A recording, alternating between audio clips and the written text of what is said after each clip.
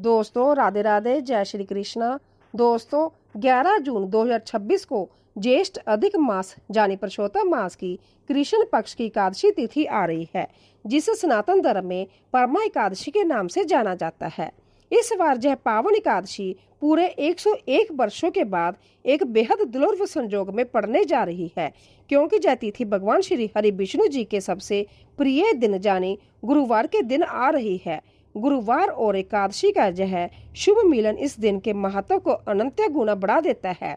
शास्त्रों में बताया गया है कि इस महासंयोग पर जो लोग अपने घर में कुछ खास चीजें बनाते और खाते हैं, उनके घर में पूरे साल धन दौलत की वर्षा होती है और साक्षात माता लक्ष्मी व भगवान विष्णु की कृपा बनी रहती है। इस पावन व्रत को करने से मनुष्य को 100 राजसूय यज्ञ और 1000 अश्वमेध यज्ञ के समान पुण्य प्राप्त होता है। लेकिन दोस्तों, जहां इस दिन कुछ चीजें खाना अमृत के समान है, वहीं कुछ ऐसी चीजें भी है जिन्हें भूलकर भी घर की रसोई में नहीं बनाना चाहिए और ना ही उनका सेवन करना चाहिए, अन्यथा पूरा हंसता खेलता परिवार बर्बाद हो जाता है और घर में कंगाली छा सकती है। आज के इस प्रवचन में हम आपको तिथि के असमंजस को दूर करते हुए शुभ मुहूर्त, सरल पूजा विधि, क्या खाएं क्या ना खाएं और तुलसी मैया से जुड़े उन गुप्त उपायों के बारे में बताएंगे, जिन्हें करने से आपको धनवान बनने से विधाता भी नहीं रोक पाएंगे। कई लोग अक्सर वीडियो को बीच बीच से काट काट कर देखते हैं, लेकिन याद रखिए दोस्तों कि आधा अधूरा ज्ञान कभी जीवन में सफलता नहीं दिलाता। इसीलिए इस पावन चर्चा को अंत तक पूरा जरूर सुने।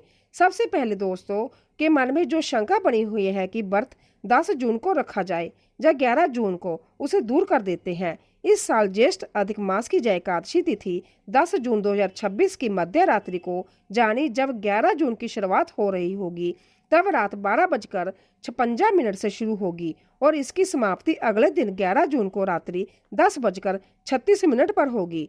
क्योंकि सनातन धर्म में उदय तिथि का नियम सबसे श्रेष्ठ माना जाता है और 11 जून को सूर्य उदय के समय एकादशी तिथि मौजूद रहेगी। इसीलिए परमा एकादशी का मुख्य व्रत गुरुवार 11 जून 2026 को ही रखा जाएगा।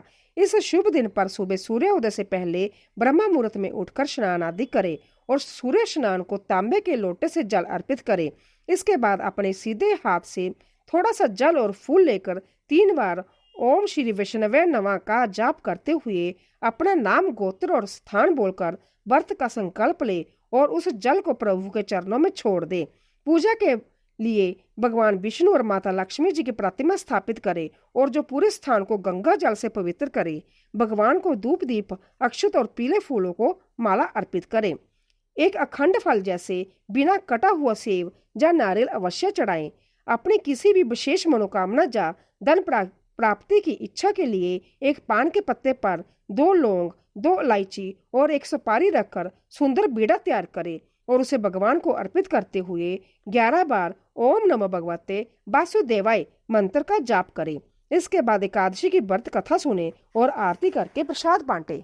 दोस्तों, एकादशी व्रत का सबसे बड़ा नियम ये है कि इस दिन अन्न का सेवन पूरी तरह वर्जित होता है।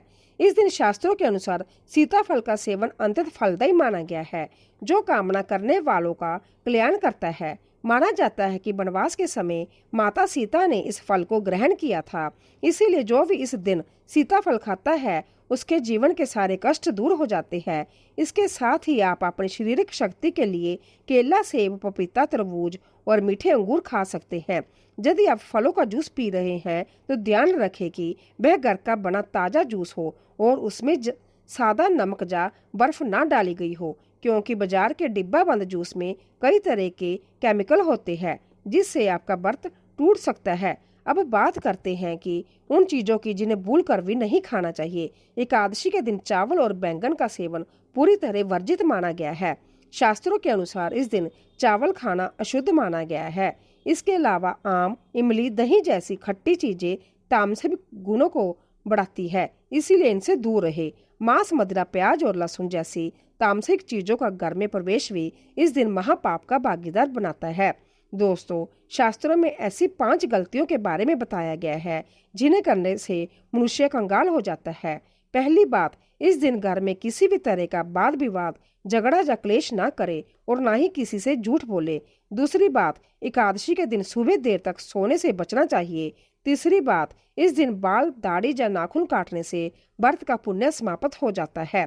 चौथी बात, इस पावन दिन पर तुलसी के पत्ते भूल कर भी नहीं तोड़ने चाहिए। यदि पूजा के लिए तुलसी दल की आवश्यकता हो तो उसे एक दिन पहले ही तोड़कर रख लें। पांचवी बात, इस दिन विलासता का त्याग करके संभव हो तो जमीन पर बिस्तर लगाकर सोना चाहिए और पूरा समय भगवान की भक्ति में बिताना चाहिए। परमा एकादशी की रात को माता लक्ष्मी को प्रसन्न करने के लिए तुलसी जी का एक गुप्त उपाय जरूर करें। शास्त्रों के अनुसार जिस घर में तुलसी हरी भरी रहती है वहाँ कभी धन की कमी नहीं होती। इस दिन तुलसी के पौधे में थोड़ा सा कान्हा जी का प्रिय कच्चा दूध और जल अर्पित करें। बहुत से लोग तुलसी का पौधा तो लगाते हैं लेकिन उन्हें चुनरी नहीं उड़ाते, इसीलिए इस विशेष दिन पर तुलसी मैया को एक नई लाल या पीली चुनरी अवश्य अर्पित करें। साथ ही ब्रह्म मुहूर्त या शाम के समय एक सिक्का लेकर उसे नए लाल कपड़े में लपेटें और तुलसी जी के गमले की मिट्टी में दबा दें। इस उपाय के करने से घर में स्थायी लक्ष्मी का वास होता है और दरिद्रता हमेशा के लिए दूर भाग जाती है। ध्यान रहे कि तुलसी जी के आसपास हमेशा साफ सफाई हो और वहां कभी भी जूते, चप्पल या कटु वचन ना बोले जाएं। दोस्तों, जो भी व्यक्ति इस प्रकार पूरी श्रद्धा और नियमों के साथ परमा एकादशी का व्रत करता है उसके जन्म जन्मांतर के पाप धुल जाते हैं और उसके पितरों को भी मोक्ष की प्राप्ति होती है। अगर आपको यह दिव्य जानकारी अच्छी लगी हो तो वीडियो को एक लाइक जरूर करें, हमारे चैनल को सब्सक्राइब करें और कमेंट बॉक्स में जय मां लक्ष्मी, जय श्री कृष्णा लिखना न भूलें। धन्यवाद।